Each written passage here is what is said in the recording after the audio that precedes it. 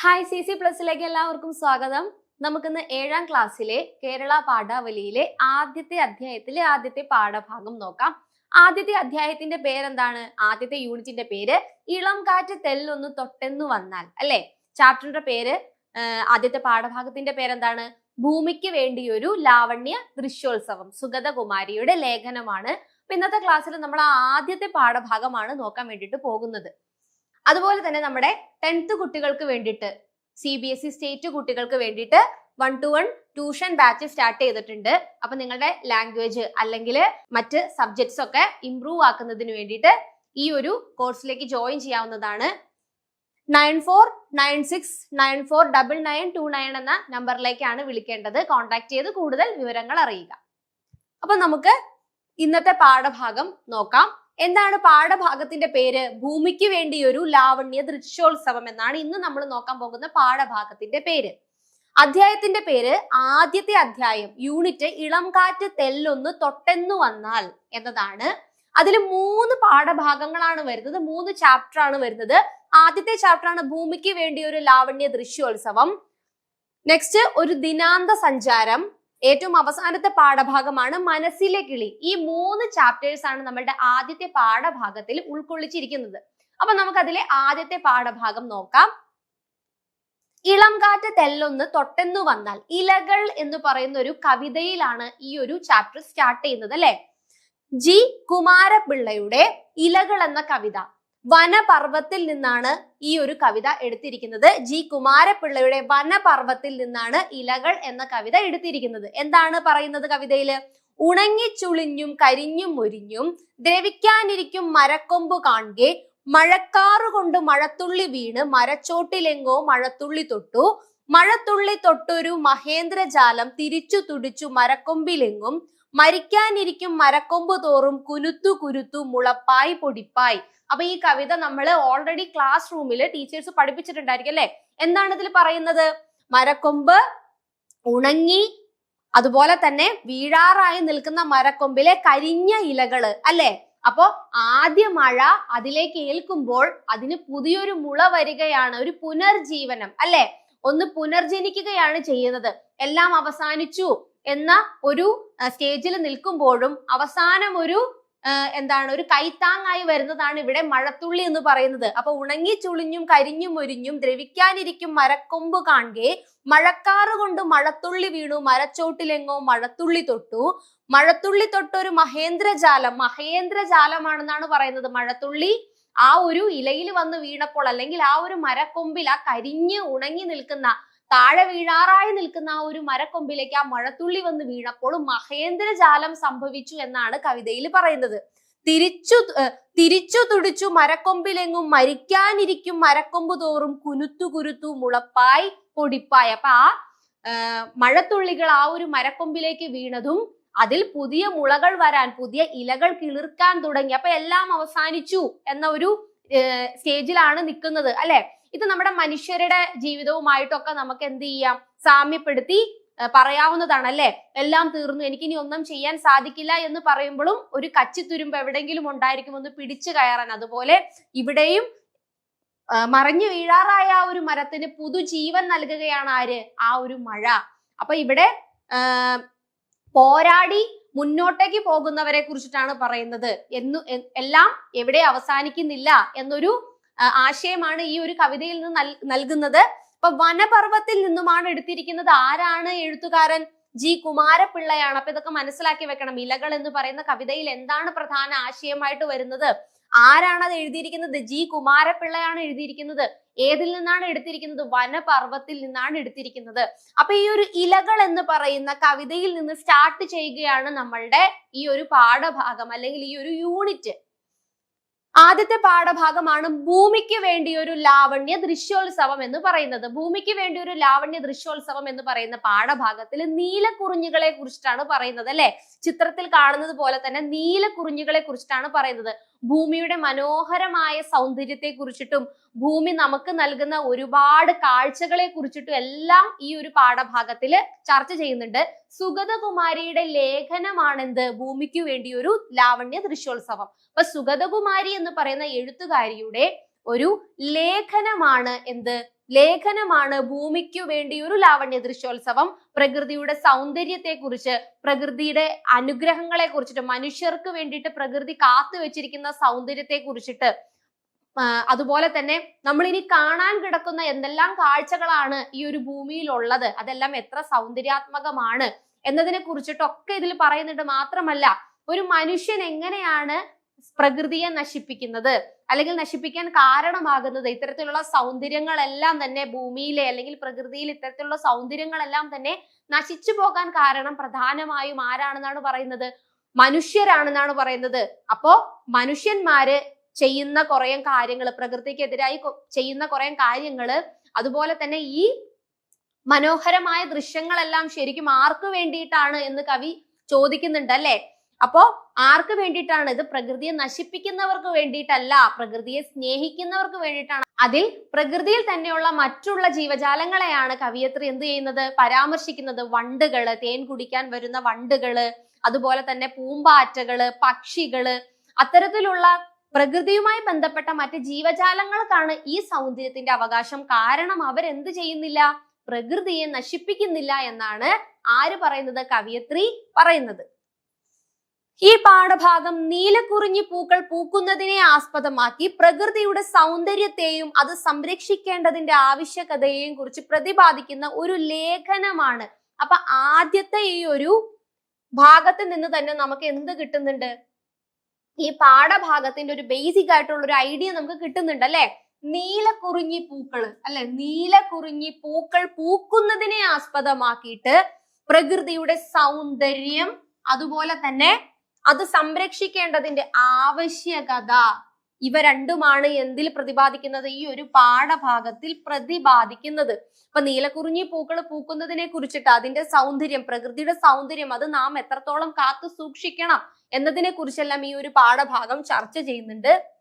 അതുപോലെ തന്നെ പ്രധാന ആശയങ്ങള്, നീലക്കുറിഞ്ഞിയുടെ വിസ്മയത്തെ കുറിച്ചിട്ട് അല്ലെ, നീലക്കുറിഞ്ഞി പൂക്കളെ കുറിച്ചിട്ടാണ് പ്രധാനമായി ഈ പാഠഭാഗം ചർച്ച ചെയ്യുന്നത്. 12 വർഷത്തിൽ ഒരിക്കൽ മാത്രം പൂക്കുന്ന നീലക്കുറിഞ്ഞികൾ നമ്മുടെ മലനിരകളെ നീല നിറമുള്ള ഒരു പുതപ്പ് പോലെ മാറ്റുന്നു. ഇതൊരു സാധാരണ കാഴ്ചയല്ല, വലിയൊരു ഉത്സവമാണ് എന്ന് ആ ഒരു പാഠഭാഗത്തിൽ പറയുന്നുണ്ടല്ലേ. അപ്പൊ 12 വർഷത്തിൽ ഒരിക്കലാണ് എന്ത് പൂക്കുന്നത്? 12 വർഷത്തിൽ ഒരിക്കലാണ് നീലക്കുറിഞ്ഞി പൂക്കൾ പൂക്കുന്നത്. അപ്പൊ ഇതൊക്കെ നമുക്ക് ഒരു എസ്സേ ഒക്കെ എഴുതാൻ ചോദിച്ചാൽ, അല്ലെങ്കിൽ ഒരു 5 മാർക്കിന്റെ ക്വസ്റ്റ്യനോ 7 മാർക്കിന്റെ ക്വസ്റ്റ്യനോ എന്തോ ആയിക്കോട്ടെ, കുറച്ച് ലെങ്തി ആയിട്ട് എഴുതേണ്ട ഏതൊരു ക്വസ്റ്റ്യൻ ചോദിച്ചാലും ഈ പാഠഭാഗത്തിൽ നിന്ന് 12 വർഷത്തിൽ ഒരിക്കൽ പൂക്കുന്നതാണ് നീലക്കുറിഞ്ഞി എന്നത് മെൻഷൻ ചെയ്യണം. അപ്പൊ 12 വർഷത്തിൽ ഒരിക്കൽ മാത്രം പൂക്കുന്ന നീലക്കുറിഞ്ഞികൾ നമ്മുടെ മലനിരകളെ നീല നിറമുള്ള എന്തായി മാറ്റുന്നു? ഒരു പുതപ്പ് പോലെ മാറ്റുന്നു എന്നാണ് പറയുന്നത്. ഇതൊരു ഉത്സവമാണ് എന്നുകൂടി പറയുന്നുണ്ട്. അതുപോലെ തന്നെ മറ്റു ആശയങ്ങൾ എന്താ? പ്രകൃതിയുടെ സംഗീതമായിട്ട് എന്തൊക്കെയാണ് ഇവിടെ സുഗതകുമാരി ലേഖനത്തിൽ ചർച്ച ചെയ്യുന്നത്? പൂക്കൾ മാത്രം വിരിഞ്ഞു നിൽക്കുകയല്ല അവിടെ നടക്കുന്നത്. വണ്ടുകൾ, തേനീച്ചകൾ, ചിത്രശലഭങ്ങൾ എന്നിവയുടെ പറക്കലും മൂളലും കാറ്റിന്റെ ശബ്ദവും ചേർന്ന് പ്രകൃതിയിൽ ഒരു വലിയ സംഗീതം തന്നെ അപ്പോൾ മുഴങ്ങുന്നു എന്ന് കവിയത്രിയായിട്ടുള്ള നമ്മുടെ ലേഖനം എഴുതിയ സുഗതകുമാരി പറഞ്ഞിട്ടുണ്ട് അല്ലെ. അപ്പോ നമ്മളോട് ചോദിക്കും, ആർക്ക് വേണ്ടിയാണ് ഈ ലാവണ്യ ദൃശ്യോത്സവം എന്ന് സുഗതകുമാരി പറയാൻ കാരണം എന്താണ്? അതിന്റെ കാരണം എന്താ? മനുഷ്യരെല്ലാവരും പ്രകൃതിയെ നശിപ്പിക്കുന്നവരാണ് എന്നാണ് അവിടെ ഉദ്ദേശിക്കുന്നത്. പ്രകൃതിയെ സ്നേഹിക്കുന്നത് ആരൊക്കെയാ? ഇവരൊക്കെയാണെന്നാണ് പറയുന്നത്. അപ്പൊ ഇവർക്ക് വേണ്ടിയാണ് ഈ ഒരു ഭൂമി ഇത്തരത്തിലുള്ള സൗന്ദര്യം ഇപ്പോൾ വെച്ചിരിക്കുന്നത്, അല്ലെങ്കിൽ തുറന്ന് കാട്ടുന്നത് എന്നാണ് അവിടെ പറഞ്ഞു വെക്കുന്നത്. അപ്പൊ അതിന്റെ ആൻസർ ആണ് ഇത് കേട്ടോ. അപ്പൊ പൂക്കൾ മാത്രം വിരിഞ്ഞു നിൽക്കുകയല്ല അവിടെ നടക്കുന്നത്. വണ്ടുകൾ, തേനീച്ചകൾ, ചിത്രശലഭങ്ങൾ എന്നിവയുടെ പറക്കലും മൂളലും കാറ്റിന്റെ ശബ്ദവും ചേർന്ന് പ്രകൃതിയിൽ ഒരു വലിയ സംഗീതം തന്നെ അപ്പോൾ മുഴങ്ങുന്നു എന്നാണ് ആര് പറയുന്നത്? സുഗതകുമാരി പറയുന്നത്. അടുത്തത് ജീവിത ചക്രത്തെ കുറിച്ച് പറയുന്നുണ്ട്. സൗന്ദര്യം കുറച്ചു കാലം മാത്രമേ ഉള്ളൂ. പൂക്കൾ വാടിക്കഴിഞ്ഞാലും അവ മണ്ണിൽ വീഴുന്ന വിത്തുകൾ അടുത്ത 12 വർഷത്തേക്ക് മണ്ണിൽ സംരക്ഷിതമായിരിക്കും. വീണ്ടും അത് മുളച്ചു വരും. ഇതാണ് പ്രകൃതിയുടെ ആവർത്തന സ്വഭാവം. അപ്പൊ നമ്മൾ ഇലകൾ എന്ന് പറയുന്ന ആ ഒരു കവിതയില്, ആദ്യത്തെ കവിത അല്ലെ, ഈ ഒരു പാഠഭാഗം തുടങ്ങുമ്പോൾ ഇലകൾ എന്ന് പറയുന്ന ഒരു കവിതയിലാണ് സ്റ്റാർട്ട് ചെയ്യുന്നത്. അപ്പൊ ആ കവിതയിൽ പറയുന്നുണ്ട് എന്ത്? മഴത്തുള്ളികൾ ആ ഒരു കൊമ്പിലേക്ക്, ആ ശിഖരത്തിലേക്ക് വീഴുമ്പോൾ അവിടെ പുതിയ ഇലകൾ മുളയ്ക്കുന്നു എന്ന് പറയുന്നുണ്ട്. പുതിയ ഇലകൾ മുളയ്ക്കുന്നു, എന്നിട്ട് പുതിയൊരു ജീവൻ അവിടെ ഉണ്ടാവുകയാണ്. അപ്പോ ഇതുപോലെ തന്നെ എന്താണ്? നീലക്കുറിഞ്ഞികൾ 12 വർഷങ്ങൾക്ക് ശേഷമാണ് പൂക്കുന്നത്. അപ്പോ അതിന്റെ വിത്തുകളെല്ലാം മണ്ണിൽ വീണ് കിടക്കുകയും പിന്നീട് അവ മുളയ്ക്കുകയും ചെയ്യുന്നു. അത് പ്രകൃതിയുടെ ഒരു ആവർത്തന സ്വഭാവമാണ് എന്നാണ് ആര് പറയുന്നത്? സുഗതകുമാരി പറയുന്നത്. അതുപോലെ തന്നെ ആർക്കു വേണ്ടിയാണ് ഈ പ്രകൃതി ചോദിക്കുന്നുണ്ടല്ലേ? മനുഷ്യനാണ് പ്രകൃതിയെ നശിപ്പിക്കുന്നത്. അപ്പൊ ആ പ്രകൃതിയെ സ്നേഹിക്കുന്നവർക്ക് അല്ലെങ്കിൽ സംരക്ഷിക്കുന്നവർക്ക് വേണ്ടിയിട്ടാണ് ഈ ഒരു ഭൂമി ഇത്തരത്തിലുള്ള സൗന്ദര്യം കാത്തു സൂക്ഷിച്ചു വെക്കുന്നത് എന്നാണ് സുഗതകുമാരി പറയുന്നത്. അതിൽ ആരില്ല? അതിൽ മനുഷ്യരില്ല. അതിൽ പെടുന്നവരാണ് നശിപ്പിക്കാൻ നോക്കുന്ന മനുഷ്യർക്ക് വേണ്ടിയല്ല, മറിച്ച് പ്രകൃതിയെ സ്നേഹിക്കുന്നവർക്കും ജീവജാലങ്ങൾക്കും പ്രകൃതി എന്ന അമ്മയ്ക്ക് വേണ്ടിയാണ് ഈ ഒരു സൗന്ദര്യം. അപ്പോ പ്രകൃതി എന്ന അമ്മയ്ക്ക് വേണ്ടിയാണ് എന്ന് പറയുന്നുണ്ട്. അപ്പൊ ആ ഒരു വേർഡ് വളരെ ഇമ്പോർട്ടന്റ് ആണ്, അതൊന്നും മറന്നു പോകരുത്. അപ്പോ ഇവിടെ പ്രകൃതി നശിപ്പിക്കുന്നവർക്ക്, പ്രകൃതിയെ നശിപ്പിക്കാൻ ശ്രമിക്കുന്ന മനുഷ്യരായിട്ടുള്ള ആളുകൾക്ക് എന്തില്ല? ഈ സൗന്ദര്യം ആസ്വദിക്കാനുള്ള ഒരു ഭാഗ്യമില്ല.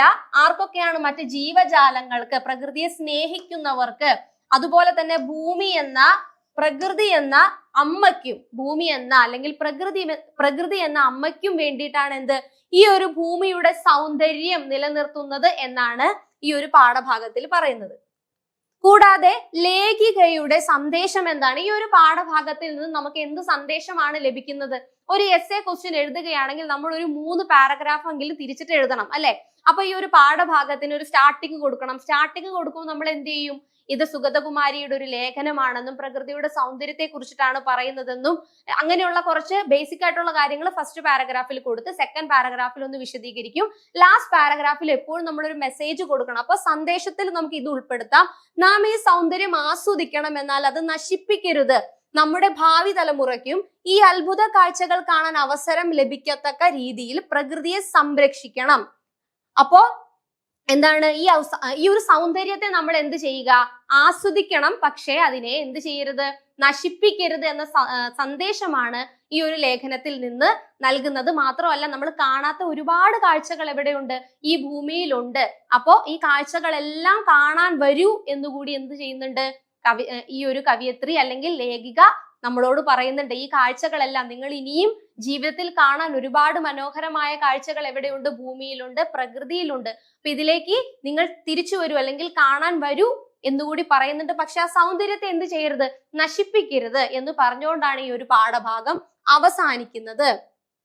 അപ്പൊ ഈ പാഠഭാഗത്തിന്റെ ഒരു വിശകലനം നമുക്ക് ഇത്രയും നേരം നോക്കിയതിന്റെ ഒരു ചെറിയ വിശകലനം നമുക്ക് നോക്കാം. എന്താണ്? പ്രശസ്ത കവി സുഗതകുമാരിയുടെ ഈ ലേഖനം പശ്ചിമഘട്ടത്തിലെ മലനിരകളിൽ 12 വർഷത്തിൽ ഒരിക്കൽ മാത്രം സംഭവിക്കുന്ന നീലക്കുറിഞ്ഞി വസന്തത്തെ വർണ്ണിക്കുന്നു. പ്രകൃതിയുടെ സൗന്ദര്യാത്മകതയെയും അതേസമയം അതിന്റെ സംരക്ഷണത്തിന്റെ ആവശ്യകതയെയും ഈ പാഠഭാഗം എന്ത് ചെയ്യുന്നു? ഓർമ്മിപ്പിക്കുന്നു. അപ്പൊ നമ്മൾ പറഞ്ഞ കാര്യങ്ങൾ തന്നെയാണ് വീണ്ടും പറഞ്ഞത്. ലാവണ്യ ദൃശ്യോത്സവം എന്ന പേര് കൊണ്ട് എന്താണ് ഈ ഒരു ലേഖനത്തില് സുഗതകുമാരി ഉദ്ദേശിക്കുന്നത്? ലാവണ്യ ദൃശ്യോത്സവം. ഇതൊക്കെ നിങ്ങൾ നോട്ട് ചെയ്ത് വെക്കുക. ഇതൊക്കെ പരീക്ഷയ്ക്ക് ചോദിക്കും. ലാവണ്യ ദൃശ്യോത്സവം എന്നതുകൊണ്ട് എന്ത് ഉദ്ദേശിക്കുന്നു? അല്ലെങ്കിൽ ആർക്കു വേണ്ടിയാണ് ഈ പ്രകൃതി സൗന്ദര്യം എന്ന് ലേഖനത്തിൽ സുഗതകുമാരി ഉദ്ദേശിച്ചിരിക്കുന്നത്? എന്തിനെയാണ്? ഇതൊക്കെ ചോദിക്കുക. അല്ലെങ്കിൽ ഭൂമിയുടെ സംഗീതം എന്ന് പരാമർശിച്ചിരിക്കുന്നത് എന്തിനെയെല്ലാമാണ്? ഇതൊക്കെ ചോദിക്കും. അപ്പൊ ലാവണ്യ ദൃശ്യോത്സവം എന്ന പേര്, ലാവണ്യം എന്നാൽ സൗന്ദര്യം എന്നാണ് അർത്ഥം. നീലക്കുറിഞ്ഞികൾ പൂത്തു നിൽക്കുന്ന മലനിരകളെ കേവലം ഒരു പൂവിടൽ എന്നതിലുപരി പ്രകൃതിയെ തന്നെ ഒരുക്കുന്ന വലിയൊരു ആഘോഷമായി, ഉത്സവമായി ആണ് ലേഖിക കാണുന്നത്. അതാണ് ഈ പാഠഭാഗത്തിന്റെ പേര് സൂചിപ്പിക്കുന്നത്. അപ്പൊ ലാവണ്യം എന്ന് പറഞ്ഞാൽ എന്താണ്? സൗന്ദര്യമാണ്. അപ്പോ കേവലം ആ പൂക്കൾ പൂത്തു നിൽക്കുന്നത് ചെറിയ ഒരു ഗാർഡൻ പോലെ അല്ലെങ്കിൽ ഒരു പൂന്തോട്ടം പോലെ അല്ല കാണുന്നത്. എന്തായിട്ടാണ് കാണുന്നത്? മലനിരകളെ കേവലം ഒരു പൂവിടൽ എന്നതിലുപരി പ്രകൃതിയെ തന്നെ ഉരുക്കി വെക്കുന്ന വലിയൊരു ആഘോഷമായി, അല്ലെ? ഒരു പുതപ്പ് പോലെയാണെന്നാണ് പറയുന്നത്. അപ്പൊ വലിയൊരു ആഘോഷമായി. അപ്പൊ പുതപ്പ് പോലെ. ലാവണ്യം എന്ന് പറഞ്ഞാൽ എന്താണ്? സൗന്ദര്യമാണ്. വെറും ഒരു പൂന്തോട്ടം അല്ലെങ്കിൽ ഒരു പൂവിടലിനുപരി ഒരു ഭൂമിയെ പൊതിഞ്ഞു നിൽക്കുന്ന ഒരു പുതപ്പായി എന്തിനെ കാണുന്നു? നീലക്കുറിഞ്ഞി പൂക്കൾ പൂത്തു നിൽക്കുന്നതിനെ കാണുന്നു. കൂടാതെ ഒരു ആഘോഷമായി, ഉത്സവമായിയാണ് ലേഖിക ഈ ഒരു നീലക്കുറിഞ്ഞി പൂക്കളുടെ പൂക്കലിനെ കാണുന്നത്. അതുകൊണ്ടാണ് ഈ ഒരു ലാവണ്യ ദൃശ്യോത്സവം എന്ന പേര് ഇവിടെ വന്നിരിക്കുന്നത്. നെക്സ്റ്റ്, പ്രകൃതിയുടെ അത്ഭുതകരമായ ചക്രത്തെ കുറിച്ച് പറയുന്നുണ്ട്. പൂക്കൾ വിരിഞ്ഞു നിൽക്കുന്ന കാലം വരെ കുറച്ച് ദിവസങ്ങൾ മാത്രമാണ്. എന്നാൽ പൂക്കൾ ഉണങ്ങിക്കഴിഞ്ഞാലും അവ മണ്ണിൽ വീഴ്ത്തുന്ന വിത്തുകൾ അടുത്ത 12 വർഷത്തേക്കുള്ള കാത്തിരിപ്പിന് തുടക്കമിടുന്നു. കാത്തിരിപ്പ്, ഈ വാക്കൊക്കെ നിങ്ങൾ നോട്ട് ചെയ്യണം. കാത്തിരിപ്പ്, അടുത്ത്. അതെന്താണ്? നമ്മുടെ ഇലകൾ എന്ന് പറയുന്ന കവിതയിലും അത് തന്നെയാണ്. ഒരു പുനർജീവനം അല്ലെ, ഒന്നിൽ നിന്ന് ഒന്നിലേക്ക് ഉണ്ടാകുകയാണ്, അടുത്തൊരു ഭാഗം ഉണ്ടാവുകയാണ്. അപ്പൊ ഇവിടെ എന്താണ്? മണ്ണിൽ നിന്ന് ആ വിത്തുകൾ താഴെ വീണ് പോയെങ്കിലും അതിൽ നിന്ന് അടുത്ത മുള ഉണ്ടാകുകയാണ്. അപ്പൊ മണ്ണിൽ നിന്ന് വീഴുന്ന ആ വിത്തുകൾ അടുത്ത 12 വർഷത്തേക്കുള്ള ഒരു കാത്തിരിപ്പ് തുടക്കമിടുന്നു. ഇതിനെ പ്രകൃതിയുടെ നിഗൂഢമായ ജീവിത ചക്രം എന്ന് വിശേഷിപ്പിക്കാം. നാശത്തിനപ്പുറം ഒരു പുനരുജ്ജീവനത്തിന്റെ സാധ്യത പ്രകൃതി എപ്പോഴും കാത്തു സൂക്ഷിക്കുന്നുണ്ട്. അപ്പൊ പ്രകൃതിയിൽ എപ്പോഴും എന്തുണ്ട്? ഒരു പുനരുജ്ജീവനമുണ്ട്. അത് നമ്മുടെ ജീവിതത്തിനെ ആസ്പദമാക്കിയിട്ടാണ് ഇലകൾ എന്ന കവിതയിൽ പറയുന്നത്. എവിടെയും തകർന്നു പോകുന്ന ഒരിടത്ത് നിന്ന് പിടിച്ചു കയറാൻ എന്തെങ്കിലും ഒരു കച്ചിത്തുരുമ്പ് എവിടെങ്കിലും ഒക്കെ ഉണ്ടാവും എന്ന് പറയുന്നത് പോലെ ആ കരിഞ്ഞു നിന്ന മരക്കൊമ്പുകളിലേക്ക് ഒരു മഴത്തുള്ളി വീണപ്പോൾ എന്ത് സംഭവിച്ചു?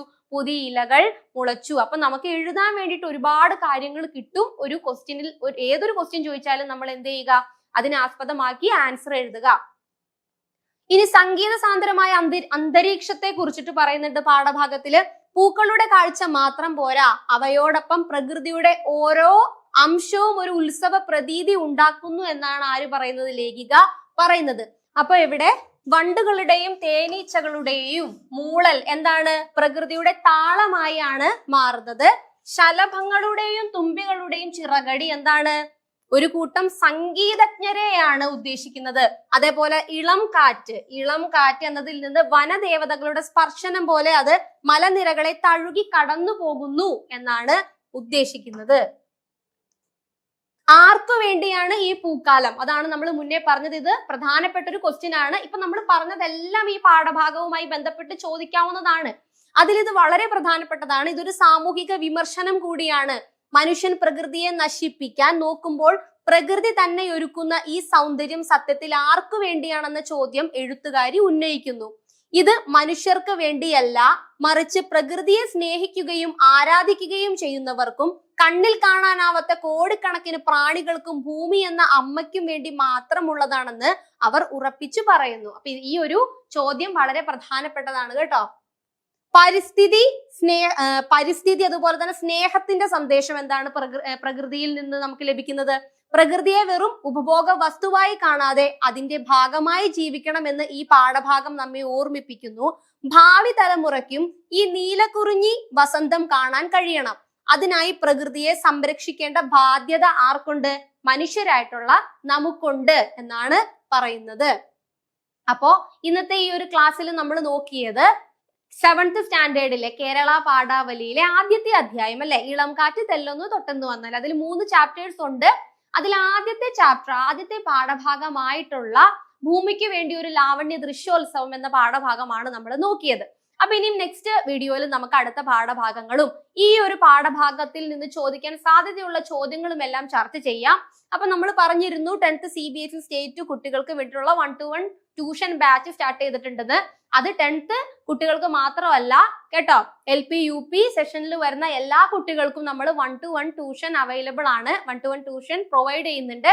അപ്പോ കുട്ടികൾക്ക് ഏതൊക്കെ സബ്ജക്റ്റിലാണോ പ്രശ്നമായിട്ടുള്ളത്, ലാംഗ്വേജിലാണോ പ്രശ്നമായിട്ടുള്ളത്, അല്ലെങ്കിൽ മറ്റ് സബ്ജക്ട്സിനാണോ പ്രശ്നമായിട്ടുള്ളത്, ആ പ്രശ്നങ്ങളെല്ലാം തീർക്കുന്നതിന് വേണ്ടിയിട്ട് 1-to-1 ട്യൂഷൻ, ഒരു കുട്ടിക്ക് ഒരു ടീച്ചർ എന്ന രീതിയിലാണ് നമ്മൾ ട്യൂഷൻ കൊടുക്കുന്നത്. അപ്പൊ ഈ ഒരു ക്ലാസ്സിലേക്ക് ജോയിൻ ചെയ്യാൻ വേണ്ടിയിട്ട് താല്പര്യമുള്ളവർ 9496949929 എന്ന നമ്പറിലേക്ക് വിളിച്ച് കോൺടാക്ട് ചെയ്യുക. അപ്പൊ മറ്റൊരു വീഡിയോയുമായിട്ട് വീണ്ടും കാണാം. നിങ്ങൾക്ക് വീഡിയോ യൂസ്ഫുൾ ആയെങ്കിൽ ലൈക്ക് ചെയ്യുക, ഷെയർ ചെയ്യുക, സബ്സ്ക്രൈബ് ചെയ്യുക, കൂട്ടുകാർക്കൊക്കെ ഷെയർ ചെയ്ത് കൊടുക്കുക. മറ്റൊരു വീഡിയോ ആയിട്ട് കാണാം. താങ്ക്